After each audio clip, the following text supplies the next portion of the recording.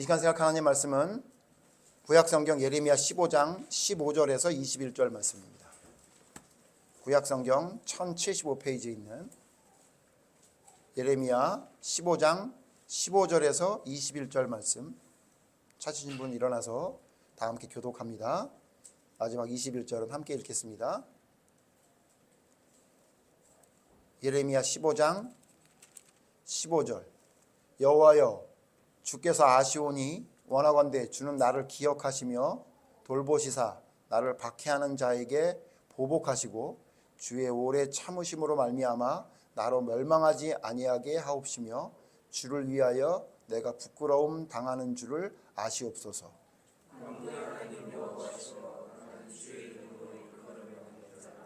내가 주의 말씀을 얻어 먹었사오니 주의 말씀은 내게 기쁨과 내가 즐거움이요.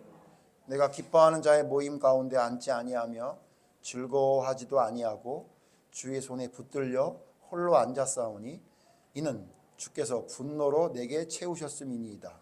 나의 고통이 계속하며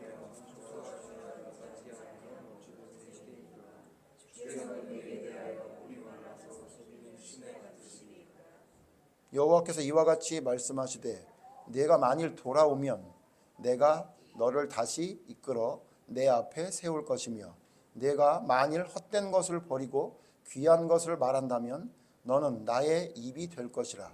그들은 내게로 돌아오려니와 너는 그들에게로 돌아가지 말지니라. 내가 너희 백성 앞에 견고한 노소를 되게 하리니 그들이 너를 실지라도 이기지 못할 것은 내가 너와 함께하여 너를 구하여 하는 중이니라. 여호와의 말씀이다. 함께 읽겠습니다. 내가 너를 악한 자의 손에서 건지며 무서운 자의 손에서 구원하리라. 아멘. 자리에 앉으십시오. 오늘은 조금 불편한 주제일 수도 있다 하는 생각을 하지만 우리가 계속 예레미야서 공부하고 있기 때문에 하나님 말씀 제가 예레미야서 마지막 장까지 쭉 보려고 하기 때문에 지난주 14장, 오늘은 15장 내용인데 15장 내용의 내용을 제가 정리하는 가운데 제목을 우울감 퇴치법 이렇게 얘기했는데 좀 가벼운 주제처럼 이야기했지만 사실은 굉장히 오늘 좀 무거운 주제를 좀 다뤄야 될 내용입니다. 오늘 좀 바빠서요. 제가 준비하는 가운데 이걸 반으로 나누어야 되겠다라고 생각을 할 정도로 분량이 많았는데 오늘은 다 하려고 생각하고 있습니다. 그래서 제가 오늘 좀 바쁘기 때문에 오늘 여러분이 열심히 잘 따라와 주시기를 바랍니다. 먼저 오늘 내용을 살펴보죠. 오늘 내용이 뭐죠? 오늘 내용이 조금 예레미야서 내용 안에 조금 의아한 내용입니다.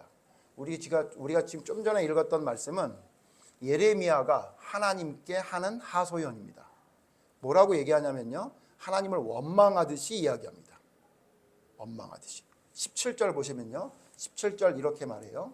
내가 기뻐하는 자의 모임 가운데 앉지 아니하며 즐거워하지도 아니하고 주의 손에 붙들려 홀로 앉았사오니 이는 주께서 분노로 내게 채우셨음이니이다. 하나님께 뭐라고 말하냐면 내가 지금 기뻐하는 사람하고 같이 있지 않고 여기 기뻐하는 사람이 누군지를 분명히 이야기할 수 없겠지만 아마도 예레미야가 복음을 전할 때 하나님의 명령을 전할 때에 그 예레미야와 다른 이야기를 했던 그 사람들을 이야기하는 것 같아요. 그들은 바벨론을 하나님이 물리쳐 줄 것이다. 절대로 평강이 우리에게 떠나가지 않을 것이라고 얘기를 하면서 그들은 기쁘고 즐겁게 지냈는데 나는 그런 사람들과 함께 있지 않고 나는 홀로 있으면서 하나님의 말씀을 지키고 그랬는데 근데 지금 결국 나를 보니까 나는 뭐냐면 마치 하나님이 분노를 내게 채우시는 것처럼 나는 지내고 있다. 이렇게 얘기합니다. 그리고는 15절에 보면 내가 이런 부끄러움을 당하는 거는 하나님 때문인 줄 하나님 아십시오. 이렇게 마치 철없는 어린아이가 하나님께 투정 부리는 것처럼 내가 이렇게 된 건 엄마 아빠가 나를 이렇게 키웠기 때문이야. 마치 이렇게 얘기하는 그 사춘기 그 어린아이 같은 이야기를 지금 예레미야가 하나님께 하고 있는 겁니다. 그리고는 18절에 뭐라고 얘기하냐면 하나님은 나에게 마치 물이 말라 속이는 시내 같다라고 이야기합니다. 그게 예레미야의 이야기의 마지막 이야기입니다. 무슨 얘기냐? 속이는 시내라는 건 뭐 이런 거겠죠?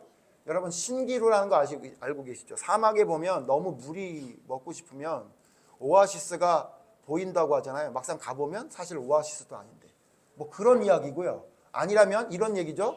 시내인 줄 알고 물이 있는 시내인 줄 알고 시내가에 갔더니 이미 그 시내가 다 말라버린 거죠. 그래서 먹을 물이 하나도 없는. 그러니까 지금 예레미야에게 하나님이 어떻다는 거예요?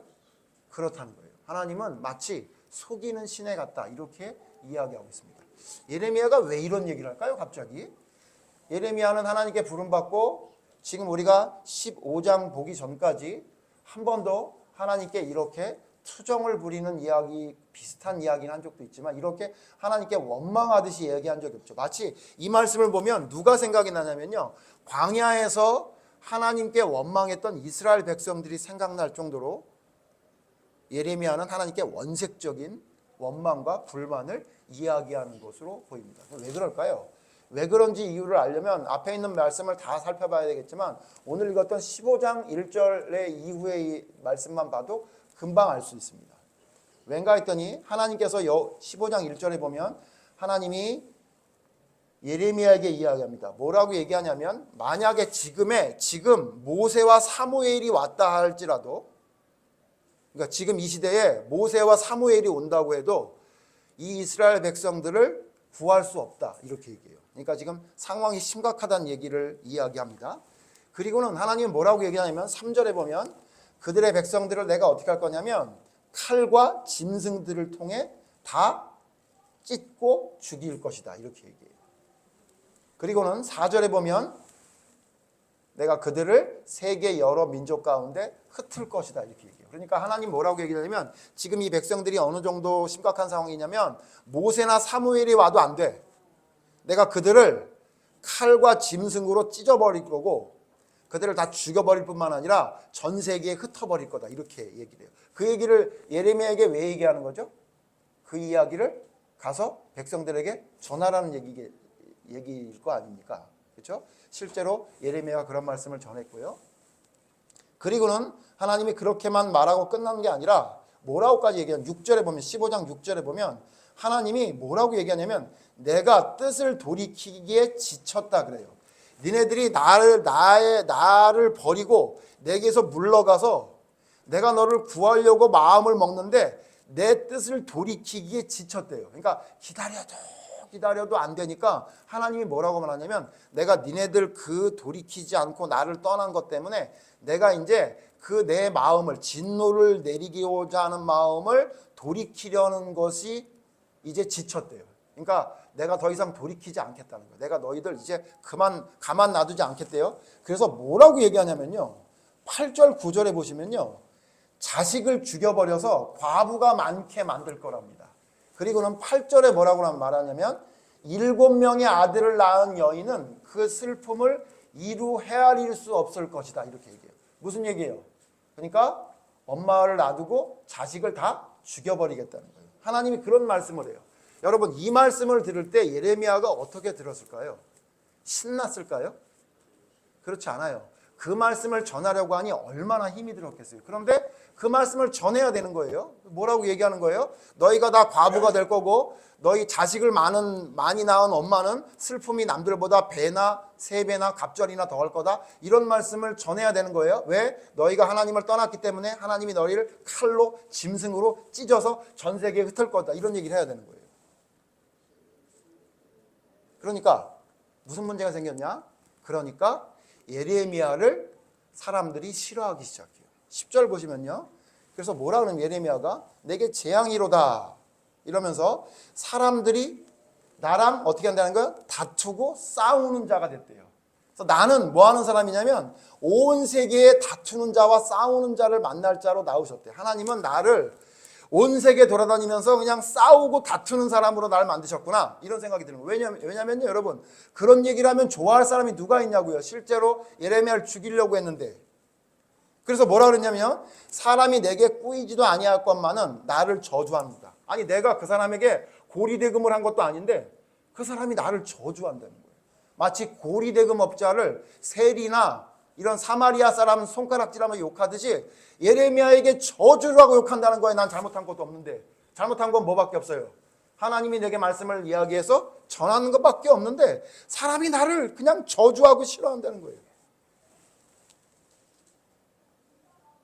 11절 보세요. 그러니까 하나님이 뭐라 하냐면, 그러니까 여호와께서 예레미야에게 얘기해요. 내가 너랑 함께 할 거야. 내가 너를 강하게 할 거야. 너에게 복을 받게 할 거야 라고 하나님이 예레미야에게 이야기를 해요. 그런데도 불구하고 오늘 성경 읽을 말씀이 뭐냐면, 그런데도 불구하고 하나님, 나는 하나님 때문에 부끄러움 당하는 겁니다. 나는 즐거운 사람하고 있지 않았는데도 불구하고 나는 지금 하나님이 나에게 저주를 내리시는 것처럼 난 살고 있습니다. 마치 하나님은 나에게 속이는 시내 같은 분입니다. 이렇게 얘기하고. 지금 여러분 예레미야 상태가 어떤 상태가 된 거죠? 우리가 아이들한테 많이 쓰는데 메롱 상태가 된 거예요. 멘붕 상태가 된 거예요.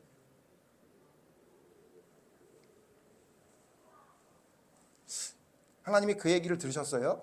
듣고 나서 19절에 하나님이 뭐라고 얘기합니까? 예레미야에게 이렇게 얘기합니다. 뭐라고 얘기하냐면, 여러분 19절 다시 한번 같이 읽죠.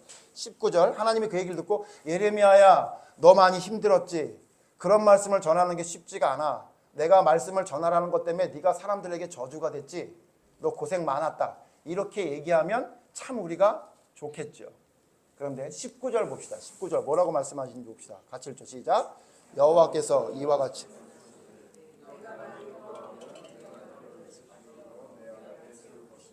내가 만일 헛된 것을 버리고 귀한 것을 말한다면 너는 나의 입이 될 것이라. 그들은 내게로 돌아오려니와 너는 그들에게로 돌아가지 말지니라. 세 가지 말씀하세요. 뭐라고 얘기하냐면, 첫 번째, 돌아와라. 이 누구한테 한 얘기라고요? 예레미야한테 한 얘기예요. 예레미야한테. 너 돌아와라. 왜 돌아오라는 거예요? 너 지금 무슨 소리 하니?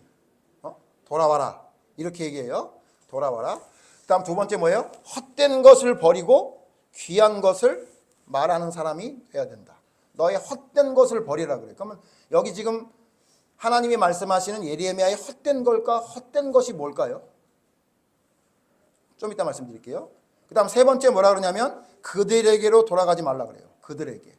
그러니까 여기 그들은 누구예요? 이스라엘 백성들에게로 돌아가지 말라. 무슨 얘기죠? 그들처럼 말하지 말라. 그들과 같이 동화되지 말라고요. 너 지금 말하는 거 보니까 이스라엘 백성하고 똑같이 말하는 것 같아 라고 예레미야에게 하나님이 말씀하시는 거예요. 그러면 도대체 예레미야에게 했던 말이 뭐가 문제일까요? 우리 오늘 말씀 다시 한번 볼 거예요. 15절, 16절, 17절, 18절에 가장 많이 나오는 단어가 뭔지 아세요? 예레미야가 하나님께 말하는 단어 중에 계속 반복돼서 나오는 단어가 있어요. 뭔지 찾으시는 분은 제가 예배 끝나고 상품을 드릴게요. 뭐가 제일 많이, 예레미야가 하나님께 말하는 말 중에 제일 많이 반복되는 말이 뭔지 아세요? 내가예요. 내가. 15절 보세요. 15절 뭐라 그러냐면요. 15절, 여호와여 주께서 아시오니 원하건대 주는 나를 기억하시며 돌아보시사 나를 박해하는 자에게 보복하시고 주의 오래 참으심으로 말미암아 나로 멸망하지 않게 하시며 주를 위하여 내가 부끄러움을 당하는 줄을 아시옵소서. 여기 뭐가 내가 계속 나오죠? 나를 기억하시고 나를 박해하는 자, 나로 멸망하지 않게, 내가 부끄러움을 당하지 않게. 16절 보세요. 16절에 나와요, 안 나와요? 내가 주의 말씀을 얻어 먹었사오니 주의 말씀은 내게 기쁨과 내 마음에 즐거움이 오나. 여러분 여기에 하나님의 말씀이 내게 좋다는 얘기지만 계속 얘기하는 게 누구예요? 내가, 나는 얘기하죠. 17절, 18절 뭐예요? 내가 기뻐하는 자의 몸에 있지 않았고 내가, 나의 고통이 내게 대하여. 지금 계속 강조하는 얘기가 뭐죠? 자기 얘기하는 거예요. 자기가 너무 힘들어요. 여러분 지금 예레미야가 왜 그런 거예요? 내가 너무 힘드니까. 하나님 내가 이런데요. 내가 사실은 이랬는데요. 하나님이 나한테 이러셨고요. 나는 이런 마음이고요. 나는 이렇게 얘기해요. 이상하죠? 예레미야는 뭐 하는 사람이죠? 하나님의 말씀을 전하는 사람인데 지금 무슨 얘기를 계속하고 있어요? 자기 얘기를 계속하고 있는 거예요. 하나님 뭐라 하는 거예요? 돌아와라. 뭘 돌아오라는 거예요? 너 지금 너에게 집중하는 것에서 돌아오라는 거예요. 너 지금 뭐 하냐 지금? 두 번째 뭐예요? 헛된 것을 버리라는 거 뭐예요? 네가 마음이 어떤지, 너의 상태가 어떤지 거기에 집중하는 것에서 좀 나와라는 거예요. 그 다음 뭐예요? 그들에게로 돌아가지 말라. 여러분 그들의 문제가 뭐였어요? 하나님의 목소리를 듣는 게 아니라 자기 얘기를 했었죠. 거짓 선지자도 자기 마음대로 얘기했었죠. 그러니까 뭐예요? 너 지금 걔네들하고 똑같아지고 있어. 왜 자꾸 너에게 집중하니? 그러는 거예요. 이걸 여러분 뭐라 그러냐면 나르시즘이라 그러죠. 나르시시즘 그러는데 우리가 줄여 나르시즘. 나르시즘이 뭐죠? 자기의 예? 자기에게 집중하는 거. 자기 도취. 그래요. 여러분 자기애는요 크게 상반되게 두 가지로 나타나는 걸로 저는 보여요. 뭐냐면 자기애가 너무 높아요. 너무 기쁘고 즐겁게 좋아요. 그럼 이 사람이 어떻게 되냐면 자기밖에 모르는 사람이 교만하게 돼요. 그런데 여러분 반대로 또 어떤 나르시즘이 있는 걸로 저는 보이냐면요, 자기에게 너무 집중해서 너무 우울해져요. 그것도 일종의 나르시즘이에요. 자기에게 집중하게 되는. 그래서 여러분 생기는 게 뭐냐면 우울감이에요. 내가 뭔가를 받고 얻어야 되는데 나에게 얻어지지 않으면 우울해져요. 그것도 나르시즘입니다. 자기에게 집중하는 거예요. 여기 지금 예레미야가 나르시즘에 빠진 거예요. 하나님의 말씀을 듣고 전해야 되는데 그렇게 전했더니 사람들이 싫어해. 사람들이 막 뭐라 그래. 자기를 저주해. 그러니까 어떻게 되냐면 우울감에 빠졌어요. 성경에 이런 사람 또 한 사람 있죠. 여러분이 잘 아는 선지자 엘리야가 그랬죠. 엘리야가 그랬어요. 여러분 엘리야가 열왕기상 여러분 말씀 보면 아시죠?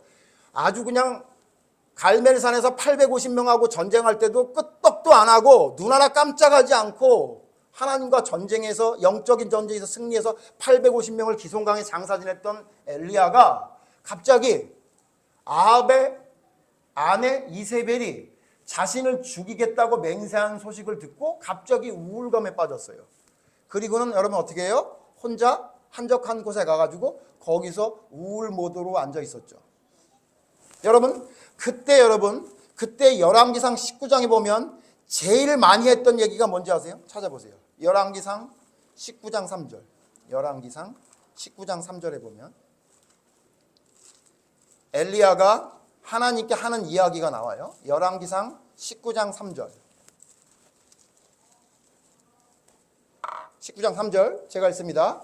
그가 이 형편을 보고 일어나 자기의 생명을 위하여 도망하여. 여기 그가 형편이라는 건 위에 이세벨이 내가 반드시 엘리야를 죽일 거다. 만약에 죽이지 않으면 그 저주가 나에게 내릴 거다라고 막 맹세하는 이야기를 듣고 엘리야가 어떻게 해요? 도망가요. 근데 여기 뭐라 그래요? 자기 생명을 위하여 도망하여. 여러분 자기 생명을 원래 생각했던 엘리야라면 갈멜산에서 850명하고 싸우지 못했겠죠. 그건 누가 봐도 죽을 상황이에요. 그죠? 선지자가 850명이고 자기 혼자야. 심지어 백성들은 엘리야 편에 섰어요? 아니면 바알의 편에 섰어요? 이것도 저것도 아니야. 중간에서 머뭇머뭇거렸단 말이에요. 그러니까 오로지 자기 혼자야. 자기 혼자라면 거기서 만약에 문제가 생기면 아합 왕도 있지, 거짓 선지자가 850명이 있지. 그러면 엘리야는 충분히 뭘 생각할 수 있었어요? 내가 여기서 잘못되면 죽을 수 있다는 각오를 하고 올라갔던 사람이에요. 그런데 그랬던 엘리야가 갑자기 뭐에 집중하기 시작해요? 자기 생명에 집중하기 시작해요. 그러니까 했던 얘기를 보세요. 그가 했던 4절 보세요. 자기 자신은 광야로 들어가 하룻길쯤 가서 한 로뎀나무 아래에 앉아서 자기가 죽기를 원하요. 여기 뭐라 그래요? 자기가 죽기를 원하요. 그래요. 그 다음에 보세요. 이르되 여호와여 넉넉하오니 지금 내 생명을 거두시옵소서. 나는 내 조상들보다 낫지 못하나이다. 여기 지금 계속 강조하는 단어가 또 뭐가 나와요? 나요. 나는 내가 내 생명. 그 다음 보세요. 10절 보세요. 10절 하나님이 만나요. 그런데 하나님 앞에서도 뭐라고 대답해요? 열왕기상 19장 10절 그가 대답하되 내가 만군의 하나님 여호와께 열심히 유별하오니 이는 이스라엘 자손이 주의 언약을 버리고 주의 제단을 헐며 칼로 주의 선지자들을 죽여 싸우며 오직 나만 남았거늘 그들이 내 생명을 찾아 빼앗으려 하나이다. 똑같은 대답을 뒤에 14절에도 또 똑같이 하죠. 여기 지금 계속 강조하는 게 뭐예요? 엘리야는 자꾸 무슨 얘기를 해요? 나만 내 생명을 뭐에 집중하고 있는 거죠? 하나님이 나에게 뭐라고 말씀하시는 거에 집중해요. 나에게 집중해요. 나의 우울한 기분, 나의 기분이 나쁜 이 기분에 집중하고 있어요. 엘리야가. 그래서 여러분 잘 아시죠? 이 얘기를 들었던 하나님이 엘리야가 뭐라고까지 얘기하면 하나님 내가 하나님 앞에 열심히 특별한 사람 아닙니까? 이렇게까지 얘기했는데 그 얘기를 들으신 하나님이 엘리야한테 뭐라 그래요? 그래 맞아 너 고생했다. 이제 내가 너 말대로 이제 그냥 나의 품으로 데려올게 라고 그렇게 말씀하세요? 아니에요. 먹을 거 먹이고 오라 그런 다음 하나님 뭐라 그래요? 너 있잖아. 아직 할 일이 남았어. 그리고 3가지 사명을 이야기하고 그걸 위해 가라고 했죠. 그래서 그 사명인 엘리야가 자기의 제자 엘리사를 삼은 다음에 하나님이 그 일이 끝난 다음에 하늘로 데려가셨어요. 무슨 얘기죠? 지금 엘리야는 뭐에 집중할 때? 자기의 생각과 자기의 느낌에 집중할 때 하나님은 그것이 중요하지 않다고 말씀하신 거예요. 제가 예전에 한번 말씀드렸죠? 제가 이런 때가 있었다고요. 제가 그 마트 앞에서 설교 준비할 때인데요. 지금은 여러분, 지금 저희 가게 와보셨죠? 지금 저희 가게 어때요? 거의 낙원 아니에요? 낙원? 예? 천국 가기 전에 우리 잠시 들려있을 낙원이라고 보이지 않아요? 낙원이에요. 제가 낙원인 걸 어떻게 알아요? 저는 이번 겨울 내복을 입지 않고 있습니다. 제 인생 중에 처음이에요. 저는 11월 중순만 되면 내복을 입습니다. 그랬는데 제가 내복을 입잖아요. 왜 그럴까요? 가게에서 장사를 하니까요. 안 추워요. 견딜만 해요. 조그만 거 하나. 그런데 여러분 아시겠지만 불과 몇 년 전만 해도 제가 어디서 장사를 했죠? 마트 앞에서 장사했죠. 제가 아직도 잊지 못해요. 저의 모습을 얼마나 안타깝게 여겼는지 우리 교회 오모 집사님이 보온병에다가 밥이랑 이걸 싸갖고 왔어요. 목사님 따뜻하게 식사를 하시라고. 근데 저는 그걸 따뜻하게 못 먹었습니다. 열고선 조금 앉아있었는데 손님이 와가지고 손님 몇 명 보고선 왔더니 이미 밥이 다 식었더라고요. 찬밥을 먹었어요. 그냥 벌판에서 장사를 했잖아요. 그때예요. 그때. 제가 어느 날 설교 준비를 하려고 이렇게 있다가 제 목양실을 봤어요. 제 목양실이 어딘가 했더니 제 목양실이 마트 앞에 제 장사를 편 거기 위에 박스로 책상을 만들어 놓은 게 제 목양실이더라고요. 거기서 집사님이 오든지 누구 오면 거기서 제가 성경 이야기도 하고 또 거기서 제가 설교 준비를 하고 있더라고요. 제 책상은 박스였고, 예? 그 다음에 저의 유일한 따뜻한 건, 예? 조그만한 선풍기 난로 하나를 가지고 그 모진 바람을 맞으면서 거기 앉아서 제가 설교 준비를 하고 있더라고요. 바람이 많이 부는 날은 참 힘들어요. 성경책이 자꾸 넘어가니까. 그거를 빨래 집게로 집어넣고 보고서 한 장씩 넘겨야 됐었고, 갑자기 비가 오는 날이라면 제 성경 중간에 보면 갑자기 우들두들한 성경이 나오는데 갑자기 비가 쏟아져가지고 성경을 챙길 새가 없어가지고 거기 비가 다 맞아가지고 그런 걸 보는데 갑자기 제가 울컥하더니 눈물이 나기 시작하는 거예요. 와, 하나님, 내가 얼마나 많은 잘못을 했길래 저의 목양실은 박스 위에다 주셨고 제가 설교 준비는 여기서 해야 됩니까? 라고 막 눈물이 나기 시작하면서 제 옛날에 어떻게 살았는지가 막 주마등처럼 스치면서 제가 죽는 거 아닌가 싶었어요. 보통 주마등이 스치면 죽는다고 하는데 말씀드렸죠. 그러다 갑자기 거의 한 20분, 30분은 울었나 봐요, 혼자. 예?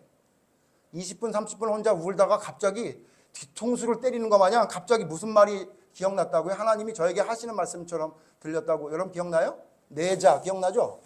놀고 있네 그러고 있더라고요. 제가 진짜 울음이 뚝 그쳤어요. 막 울고 있는데 놀고 있네 그러는 생각이 드는 거예요.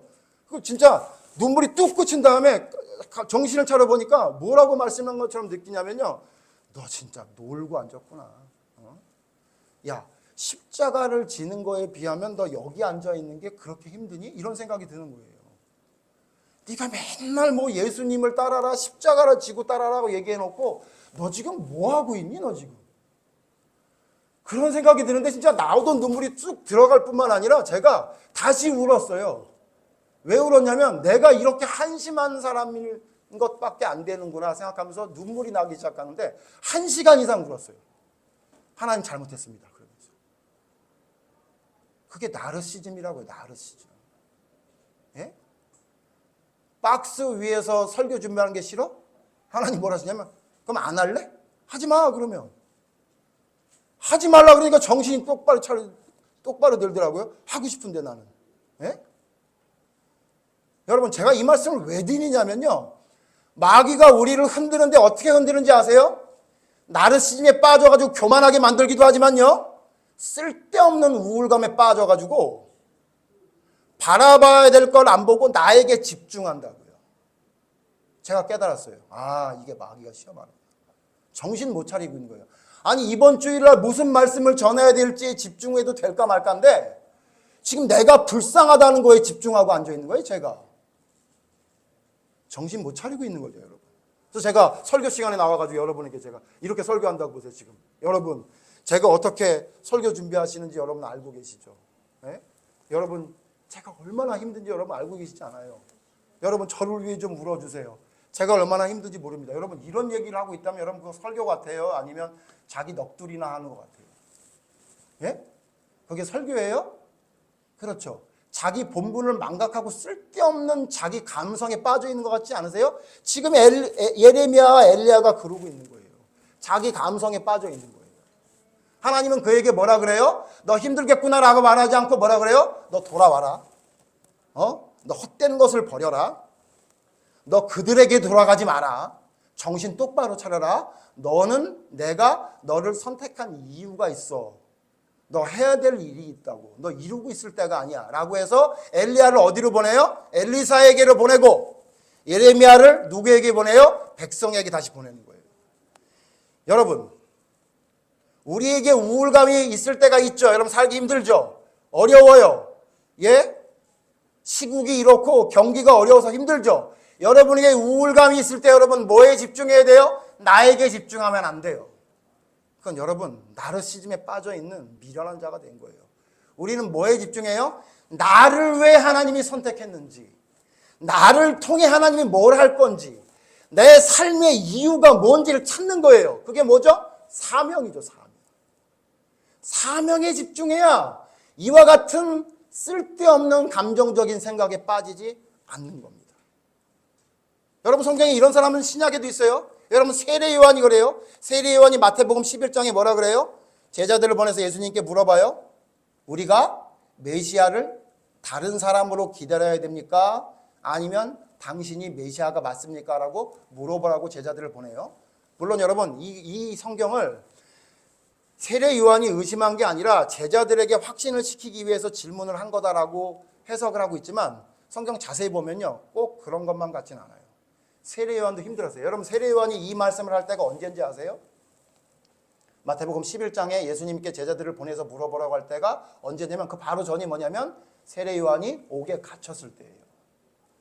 헤로디아와 헤롯의 그 잘못된 것들을 이야기한 것 때문에 불륜을 이야기한 것 때문에 옥에 갇혀요. 옥에 갇혀있는 상황에서 제자들을 예수님께 보냈어요. 제가 볼 때는 뭐냐면요. 이런 마음도 있었을 거예요. 아니 내가 옥에 갇혔는데 예수님이 왜 아무것도 안 하지?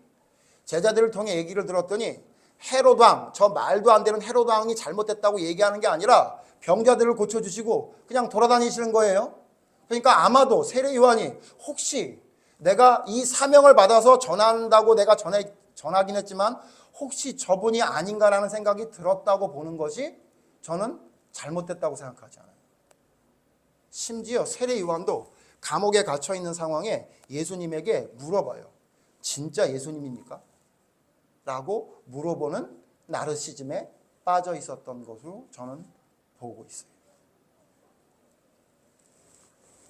무엇에 집중하는지가 이렇게 달라요. 나의 사명에 집중했을 때는 메뚜기와 역청을 먹으면서 메뚜기 역청은 못 먹죠. 메뚜기와 석청을 먹으면서 하나님의 일을 감당했던 사람인데 감옥에 갇힌 다음에 예수님이 자기에게 아무것도 하는 것 같지 않는 생각이 들었는지 당신이 진짜 메시아가 맞습니까? 라고 제자들에게 물어보라고 시키는 상황이 세례 요한에게도 있었다는 거예요. 자 그러면 세례 요한도 그래, 엘리야도 그래, 예레미야도 그래. 우리는 어때요? 제가 제 말씀을 드리면 여러분 어때요? 여러분이 하나님을 믿고 따를 때 우울한 생각이 안 들어요? 들어요? 들죠? 그럼 그때 어떻게 해야 돼요? 정신 차려야 돼요. 정신 차려야 된다고요. 오늘 성경에 뭐라 그랬어요? 예레미야에게 돌아오라.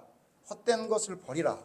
그들에게로 돌아가지 말라라고 얘기했다는 말씀을 여러분 기억해야 돼요. 여러분 무슨 얘기죠? 그건 잘못됐다는 이야기예요.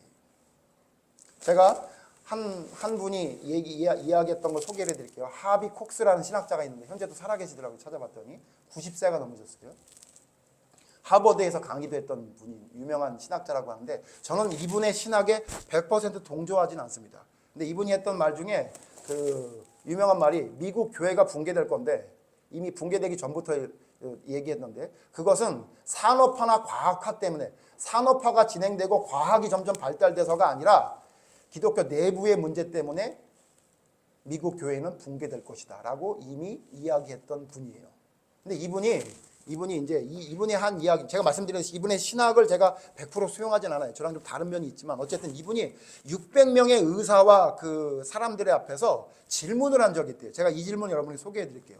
뭐라고 질문했냐면 한 600명 있는 데서 마태복음 9장에 야이로의 딸을 살려주는 이야기, 성경에 있는 이야기를 하면서 여러분 아시죠? 야이로의 딸을 살리러 가는데 중간에 12년 동안 혈루증을 앓는 여인이 예수님이 지나가는데 예수님의 옷자락을 잡아서 고쳤던 사건이 있잖아요. 그 사건을 쭉 설명해 준 다음에 이렇게 물어봤답니다.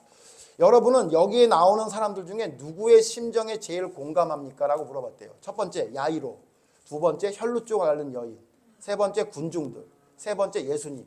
이 네 사람 중에 이 이야기를 통해 여러분은 어떤 사람의 마음에 공감이, 심정이 제일 공감합니까? 라고 물어봤더니 야이로에게 공감한다. 딸을 살려준 야이로에게 공감한다는 사람이 한 300명, 절반 정도 됐다 그랬고요. 그 다음에 중간에 예수님의 옷자락을 잡은 혈루증을 앓는 여인에게 공감이 된다. 그가 얼마나 안타까웠는지 공감이 된다가 100명.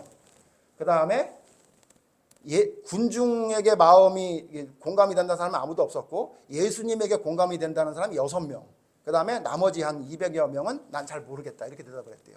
그리고 이분이 뭐라고 얘기했냐면 참 재밌지 않습니까? 이렇게 얘기한 거예요. 뭐냐면 예수님의 심정에 집중한 사람은 1%밖에 없었습니다. 그러니까 600명 중에 6명만 예수님의 마음의 심정에 공감한다고 나머지는 전부 야이로나 혈루증 앓는 여인이나 모르겠다고 대답했다는 거예요. 그러면서 이분이 뭐라고 얘기하냐면 우리는 뭐에 집중하고 있냐는 거예요. 예수님에게 집중하냐 아니면 우리의 상황에게 집중하냐 이렇게 말씀하신 것 같아요. 여러분 어때요? 여러분 지금 똑같은 질문을 제가 답을 해버렸으니까 그런데 여러분 누구에게 집중해요? 혹시 야이로에게 집중하거나 혈루증을 앓는 여인에게 집중하지 않으셨어요? 몸이 아픈 사람은 혈루증 앓는 여인이 얼마나 안타까운지 여러분 공감하셨을 테고 자기의 자녀가 아픈 경험이 있었던 부모들은 야이로의 딸을 살린 어떤 그 안타까운 그 야이로의 마음에 여러분 집중하셨을 게 분명하지 않아요? 그런데 이분이 말한 게 뭐냐면 사실 우리가 집중해야 될 건 뭐에 집중해야 된다는 거예요? 예수님에게 집중해야 된다는 거예요. 예수님이 그 야이로의 딸을 살리시고 혈루증 앓는 여인을 살려주신 이유가 뭐예요?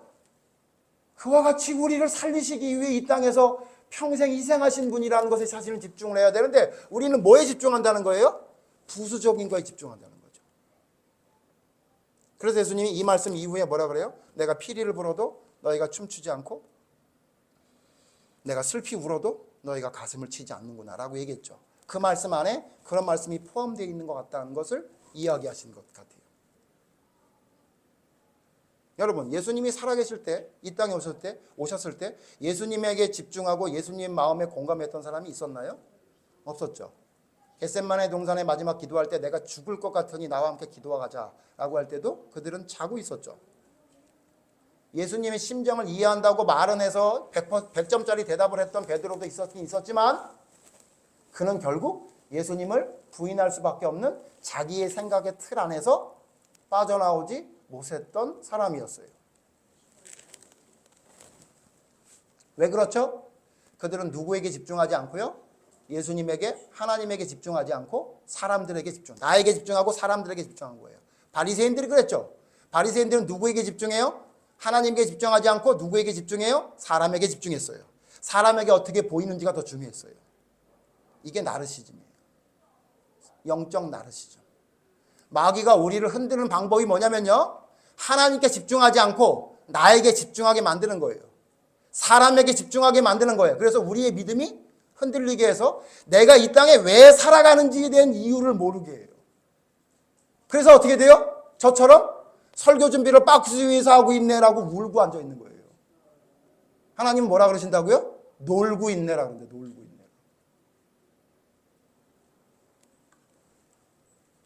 여러분 제가 뭐라고 말씀드렸냐면요. 여러분 우울감 퇴치법이 있어요. 그게 뭔지 아세요? 여러분에게 집중하지 말고 여러분을 하나님이 선택하고 여러분을 쓰는 여러분의 사명에 집중해 보세요. 그러면 우울할 시간이 없어요. 성경에 누가 그래요? 사도 바울이 언제 그랬냐고요. 사도 바울은 우울할 시간도 없었어요. 잠잘 시간도 없었어요. 왜요? 사도행전에 뭐라 그래요? 주님의 일을 마치려 하는 일에는 나의 생명을 조금 더 귀하게 여기지 않았대요. 자기의 생명을 귀하게 여기지 않은데 자기의 감정을 귀하게 여겨요? 자기의 느낌이 귀하게 생각했을 것 같아요? 절대로 그러지 않았던 거예요. 그런 생각이 들을 때마다 죽였을 거예요. 그러니까 날마다 죽은 거예요. 말도 안 되는 소리 하지 마. 말도 안 되는 생각하지 마. 놀고 앉아있네. 내가 아직도 이렇게 죄성이 남아있구만. 내가 해야 될 일이 이렇게 많이 있는데 지금 무슨 생각하고 앉아있는 거야? 정신 차리자. 그러지 않았을 것 같아요? 그러니까 그 사명을 감당할 수 있었던 거 아니에요?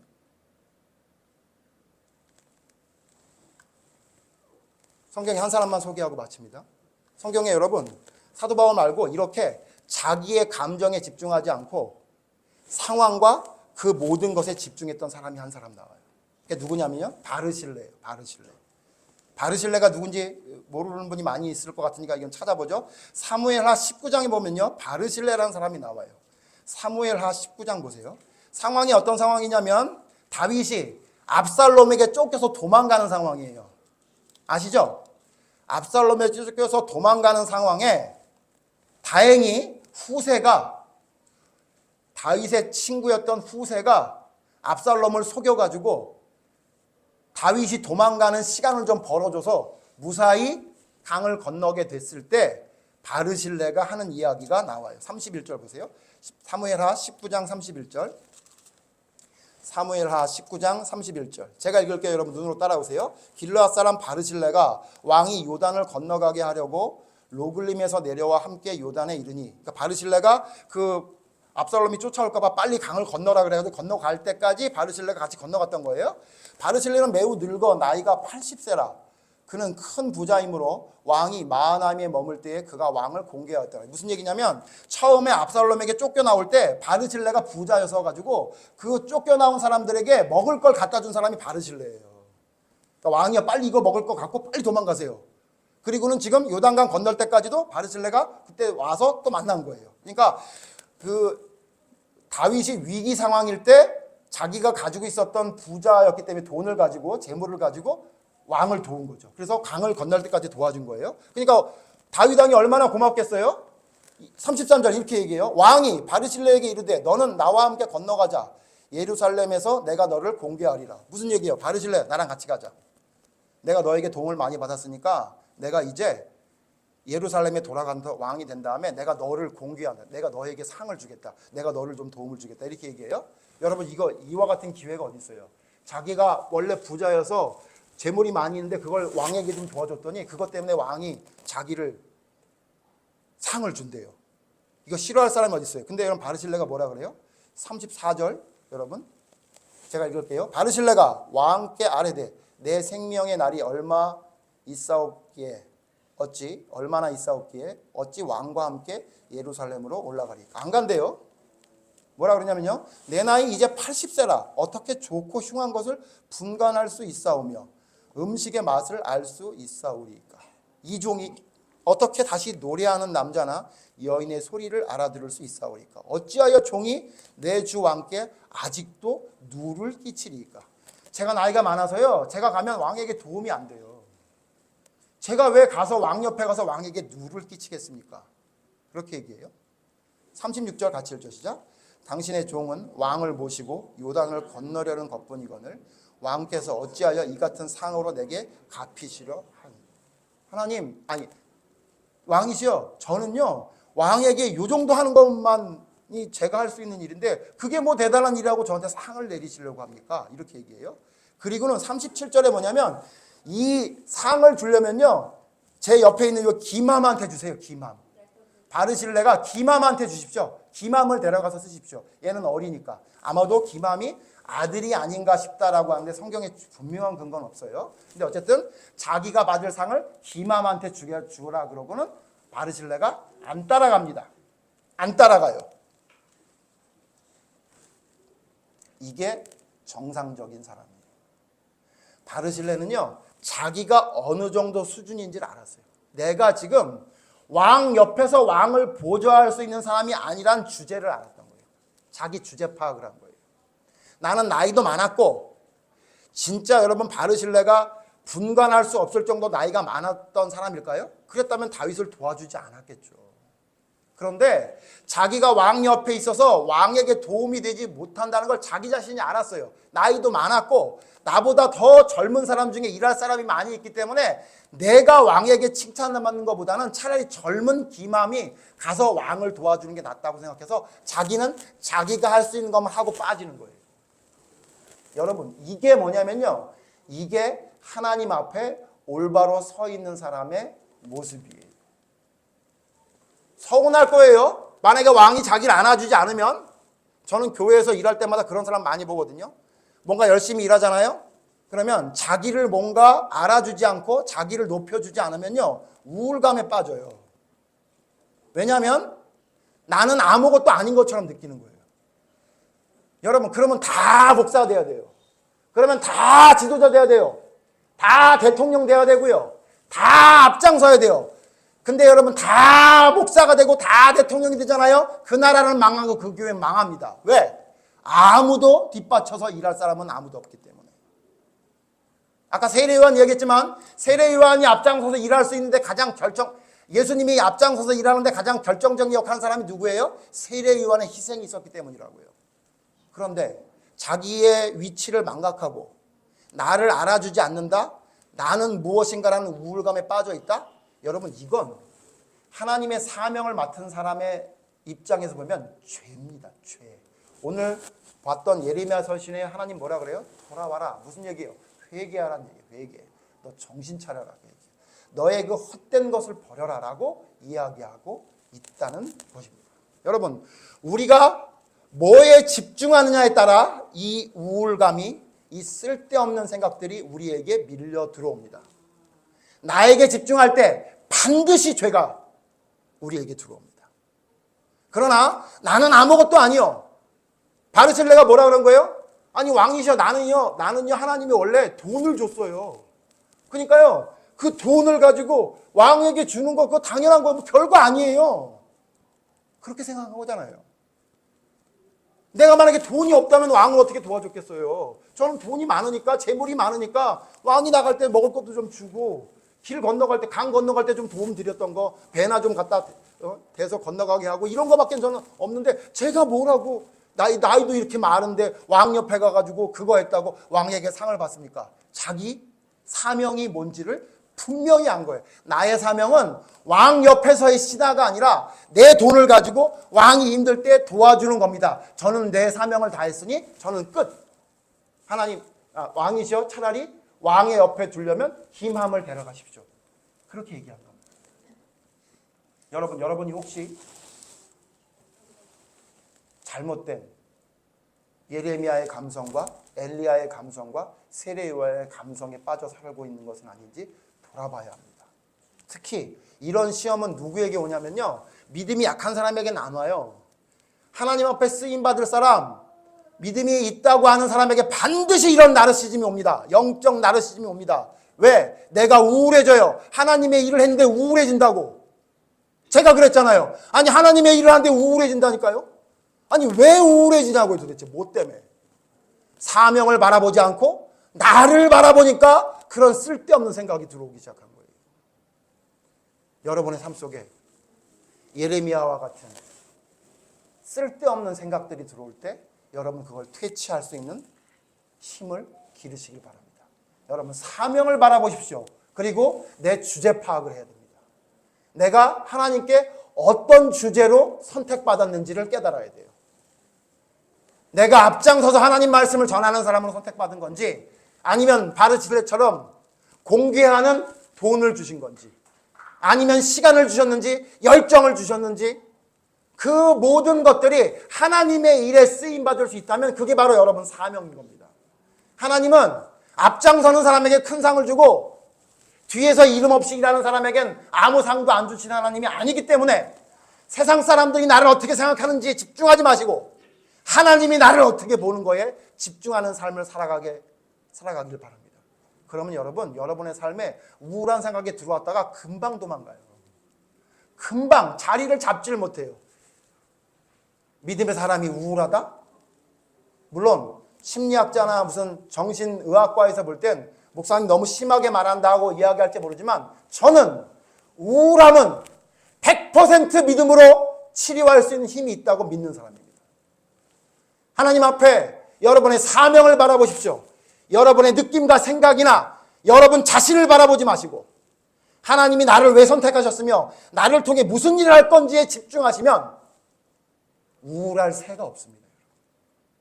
쓸데없이 하나님 앞에 투정 부리는 시간이 여러분 줄어들고 없어지게 될 것입니다.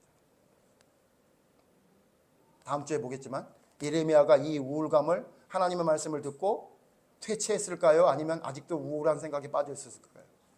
정신 차렸죠. 돌아왔습니다. 헛된 것을 버렸습니다. 그 잘못된 사람들에게 동화되지 않고 하나님의 벌바로 섰습니다. 그러기에 예레미야는 하나님이 맡긴 사명을 끝까지 수행할 수 있는 사람으로 설 수 있었던 것입니다. 여러분의 삶 속에 혹시나 예레미야처럼 엘리야처럼 세례요한처럼 우울한 생각들이 믿음을 가졌음에도 불구하고 든다면 기억하십시오. 돌아오십시오. 정신 차리라 그 얘기입니다. 헛된 생각에 빠져 있지 마십시오. 자기애에 빠지지 마라 그 얘기입니다. 그리고 세상 사람들처럼 살고 있는 자기 모습을 발견하길 바랍니다. 그래서 속히 하나님 앞으로 돌아올 수 있는 믿음의 사람으로 서서 하나님이 나를 선택하신 그 창조의 목적대로, 그 선택하신 목적대로 사명을 바라보며 살아가는 여러분과 제가 되기를 간절히 바랍니다. 오늘 말씀 생각하면서 여러분 잠깐 기도하겠습니다. 혹시 하나님, 저는 하나님을 믿고 따른다고 하면서 하나님 예레미야처럼 나에게 집중하며 쓸데없는 우울감에 빠져서 살 때가 있었던 건 아닌지 여러분 돌아보시고, 사명을 감당한다고 얘기하고 하나님께 쓰임받으면서 살아가는 엘리야가 심지어는 하나님께 죽게 해달라고 말도 안 되는 얘기했던 것처럼 우리도 그럴 때가 있는 것은 아닌지 여러분 생각해 보시고, 하나님 회개합니다. 돌아섭니다. 하나님 헛된 것을 버리겠사오니 사명 바라보고 살아가는 삶이 되게 해달라고 여러분 다 같이 우리 한 목소리로 기도하는 시간 갖겠습니다. 하나님 우리는 부족하고 모자랄 때가 너무나 많습니다. 심지어 하나님의 일을 감당한다고 할 때에도 우리의 모자람은 너무나 많이 나타납니다. 하나님 사명을 감당해야 하는데 주님께서 우리를 선택하신 목적이 무엇인지를 바라보며 살아가야 할 텐데 하나님 우리는 우리의 감정과 우리의 생각에 빠져 주님을 온전히 바라보지 못할 때가 너무나 많습니다. 하나님 내 감정이 뭐라고, 내 생각이 뭐라고, 내 느낌이 도대체 뭐라고 하나님의 사명을 내팽개치고 그 감정에 사로잡혀 헛된 생각으로 시간을 허비하고 있는지 모르겠습니다. 하나님 예레미야에게 했던 말씀을 우리에게 듣게 하여 주시옵소서. 돌아오라고 했던 하나님의 말씀을 기억하게 해주시옵소서. 헛된 것을 버리라고 했던 말씀을 기억하게 해주시옵소서. 그들에게로 돌아가지 말고 하나님 앞에 온전히 설 수 있는 믿음의 사람으로 설 수 있도록 나에게 집중하는 것이 아니라 하나님이 우리를 선택한 사명에 집중하는 삶을 살아가는 저희가 되게 하여 주시옵소서. 주님의 뜻이 우리를 통해 이루어지기를 원하기에 하나님은 우리를 선택하셨고 부족한 나를 통해 하나님이 일하시기를 바란다는 사실을 기억하게 해주셔서 세월을 아끼라 하신 하나님의 말씀과 같이 세월을 아껴 나의 집중하는 시간을 줄이고 버리고 오로지 하나님의 사명 감당할 수 있는 일에 더욱더 전력 투구할 수 있는 우리의 믿음의 삶을 살아가는 저희가 되게 하여 주시옵소서.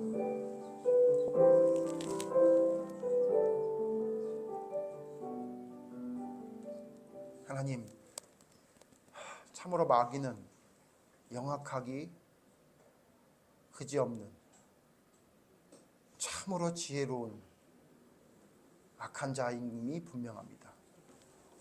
하나님의 일을 감당했던 예레미야에게도 이와 같은 시험이 들게 하고 엘리야에게도 그와 같은 말도 안 되는 생각이 들어오게 한 것을 보니 참으로 마귀는 대단한 영적인 존재임이 분명합니다. 그런데 하나님, 우리는 그 마귀를 너무 간과하고 아무것도 아니라고 생각하는 것 같습니다. 그러기에 마귀의 시험인지도 모르고 우리는 우울하고, 마귀의 시험인지도 모르고 우리는 화를 내고, 마귀의 시험인지도 모르고 하나님이 원하시지 않는 것에 빠져 희희낙낙할 때가 너무나 많이 있는 것 같습니다. 우리를 온전히 돌아보게 해 주시옵소서. 다행인 것은 하나님의 말씀은 분명하게 어떤 상황에도 흔들리지 않을 수 있도록 분명하게 말씀으로 기록해 놓으셨기 때문에 다행입니다. 하나님, 이 귀한 말씀을 깨달을 수 있는 지혜를 허락해 주셔서 올바른 믿음 안에 온전히 바로 설 수 있는 저희가 되게 하여 주시옵소서. 그래서 쓸데없는 자기 감정에 휘둘리는 미련한 이방인이 되지 않게 하시고 온전히 하나님의 사명과 하나님의 말씀에 집중하는 믿음의 사람으로 서서 주님이 우리를 선택하시고 부족한 우리를 통해 일하실 하나님의 그 놀라운 일을 기대하며 소망으로 모든 어려움과 근심을 해결해내는, 감당해내는, 이겨내는 믿음의 사람으로 설 수 있도록 하나님 인도하여 주시옵소서. 주님의 올바른 믿음을 평생의 삶에 온전히 세울 수 있도록 사도 바울과 같이 나의 생명을 마침에 이제 하나님께 상 받을 것밖에 없다고 이야기하는, 사명을 감당하는 온전한 삶을 살아가는 저희가 되게 하여 주셔서 하나님을 만나는 그날 세상이 줄 수 없는 그 놀라운 상을 주님 앞에 받을 수 있는 믿음의 사람으로 우리 교인들 모두 설 수 있도록 하나님 도와주시옵소서. 예수님 이름으로 기도드립니다. 아멘.